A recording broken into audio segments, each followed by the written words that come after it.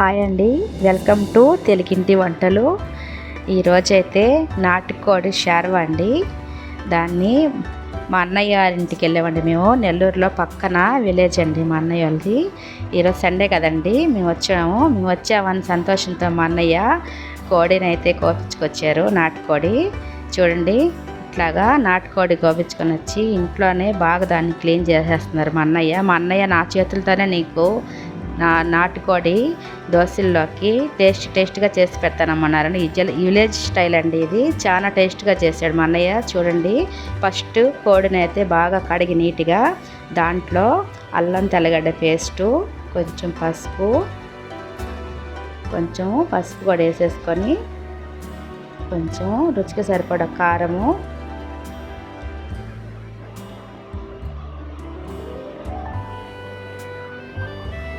ధనియాల పొడి 1 స్పూను, ఉప్పు తగినంత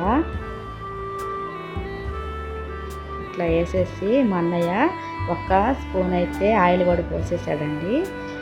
పోసి అది బాగా ఆ మసాలా దానికి పట్టేటట్టు కలిపి పక్కన పెట్టేసుకుంటున్నాడు. చూడండి ఎంత బాగా కలుపుతున్నాడు మా అన్నయ్య. నేనైతే ఎప్పుడు ఇంత టేస్ట్గా చేసుకోలేదండి. మా అన్నయ్య చాలా టేస్ట్గా చేశాడు. మా వదినమ్మ కన్నా కూడా మా అన్నయ్య చాలా సూపర్గా చేశాడండి. అసలు నిజంగా అండి, ఇట్లాగా చేసుకొని చూడండి, చాలా బాగుంటుంది ఈ కర్రీ. ఇట్లాగా స్టవ్ మీద పెట్టేశాడండి. దాంట్లో కొంచెము అన్నీ కలిపేసి కొంచెం వేసాడండి, వాటర్ ఎక్కువ వేయలేదు. కొంచెం ఫస్ట్ ఆయిల్ కూడా వేసాడు కదండి. ఇప్పుడు కొంచెము కరివేపాకు, కొత్తిమీర అది కూడా వేసేసి మూత పెట్టేశాడండి. అసలు ఈ విలేజ్ స్టైల్లో మా అన్నయ్య చేయటము చాలా బాగుందండి ఈ కర్రీ అయితే. అట్లా కొంచెం సేపు బాగా ఉడకనిచ్చేసాడండి. మీ ఊరికినే అదే అడుగు పట్టకుండా తిప్పుతూ ఉన్నాము. అంతా మా అన్నయ్య చేశాడు మొత్తము. అదేంటంటే కొంచెం అడుగు పట్టేస్తుందేమో చూడమంటే చూస్తున్నాం, ఆయన మసాలాలు రెడీ చేసుకుంటున్నాడు.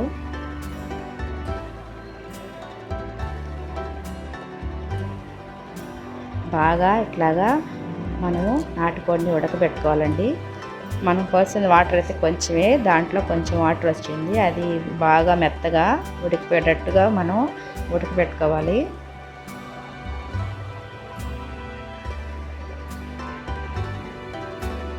చూసారు కదండి ఎంత వాటర్ వచ్చిందో. మనం కొంచెం పోసాము. నాటుకోడి కొంచెం మనం ఎక్కువసేపు ఉడకపెట్టుకోవాలి కదండి. కుక్కర్లో పెట్టేసి అన్నయ్య అంటే, కుక్కర్లో టేస్ట్ రాదమ్మా, నేను ఇట్లాగే చేస్తాను, నువ్వు చూడు ఎంత టేస్ట్గా ఉంటుంది అన్నాడు. ఆయన చెప్పినట్టే చాలా టేస్ట్గా వచ్చింది. అది ఉడుకుతూ ఉంటుంది. పక్కన స్టవ్ వెలిగించి బాండ్లు పెట్టుకొని మనము దాంట్లో కొంచెం తిరగమాత పెట్టుకోవాలండి. పట్టా, లవంగాలు, 2 యాలకులు వేసుకొని ఆయిల్లో అవి కొంచెం బాగా ఏగిపోయాక కొంచెం ఆవాలు, ఉల్లిపాయ ముక్కలు, ఎర్రగడ్డ ముక్కలండి, అవి కూడా వేసేసాడు. ఆ ఎర్రగడ్డ ముక్కలు కూడా కొంచెం దోరగా వేయించేసాడు.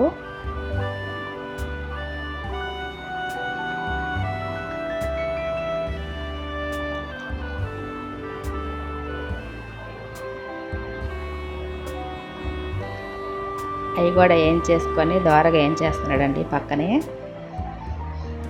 ఆ కూర అట్లాగే ఉడుకుతూ ఉంది. ఈ పక్కన ఇది ఇట్లాగా మళ్ళీ దీంట్లో కూడా 1 టీ స్పూన్ అల్లం పేస్ట్ అయితే వేసాడండి. ఇది కూడా బాగా బ్రౌన్ కలర్ వచ్చే వరకు బాగా ఏం చేస్తున్నాడు మా అన్నయ్య.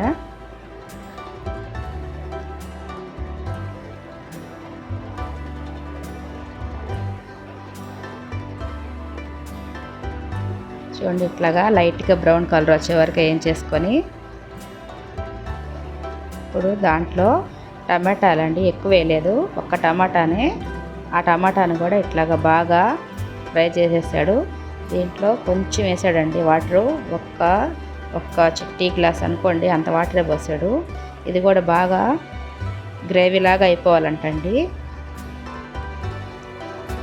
ఇది కూడా బాగా గ్రేవీలాగా ఉడకాలి అని చెప్పాడు మా అన్నయ్య. ఇట్లాగా ఈలోపు ఇది కలబెట్టేశాడండి. దీంట్లో వాటర్ అంతా అయిపోయింది.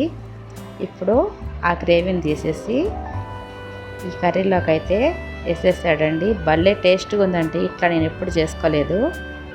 చూడండి ఇట్లా రావాలండి గ్రేవీ లాగా. వాటర్ మనం పోసిందంతా కూడా బాగా పేస్ట్ లాగా అయిపోవాలి. దీంట్లో మనం వేసిందంతా ఇట్లా ఉడికిపోవాలి మొత్తము. చూడండి ఎంత పేస్ట్ లాగా వచ్చేసిందో.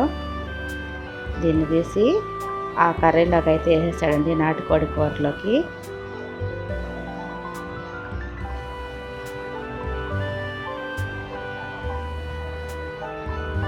ఇంకా 2 నిమిషాలు మనం దానికి బాగా అదంతా పట్టేటట్టు కలుపుకొనేసి కొంచెం వాటర్ పోసుకోవాలండి. మనం దోశల్లోకి బాగుండాలి కదండి షార్వా, అందుకని కొంచెం పోసాడు వాటరు.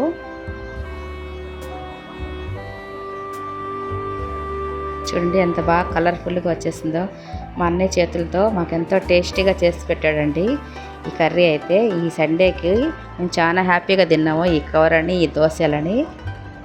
ఇంకొక 2 నిమిషాలు మూత పెట్టేసేయాలండి. మా ఛానల్ని మీరు సబ్స్క్రైబ్ చేసుకోండి, లైక్ చేయండి, షేర్ చేయండి. టేస్టీ నాటుకూర షార్వా అయితే రెడీ అండి. అన్నిటికీ పనిచేస్తుంది ఇది. Thank you for watching.